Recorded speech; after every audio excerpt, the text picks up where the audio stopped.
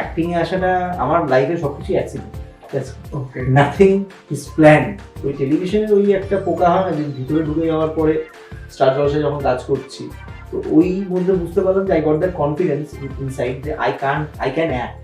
আমার আজকের গেস্ট সন্দীপ ভট্টাচার্য অথবা সন্দীপ ভট্টাচার্য, দুটো নামেই হি ইজ ফেমাস। রিসেন্টলি খুব ভালো দুটো বাংলা ছবি এসছে, পারিয়া এবং বেলাইন। বাংলা ছবিতে আমি এই মুহূর্তে দাঁড়িয়ে তো একটা জিনিসই বলবো যে কন্টেন্টটা খুব ইম্পর্টেন্ট, এবং নতুন অভিনেতা অভিনেত্রী যারা ভালো কাজ করতে পারে তাদেরকে নিয়ে ভাবাটা দরকার আছে।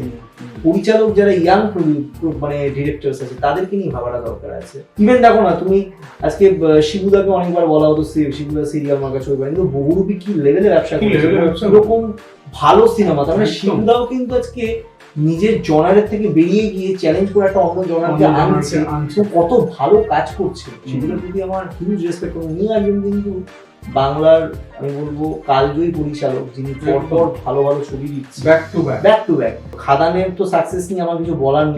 নেই। সেম উইথ দেখো রাজ চক্রবর্তীর সন্তান দেখে লোকেদের সত্যি কথা বলতে মিঠুনদার যা অভিনয়, ঋষি চক্রবর্তীর যা অভিনয়, সেটা নিয়ে কোনো মানে সন্দেহ নেই যে লেভেলে যা পেস করেছে। আর আমার মনে হয় সন্তান আই থিঙ্ক 3টা অ্যাওয়ার্ড পেয়েছে।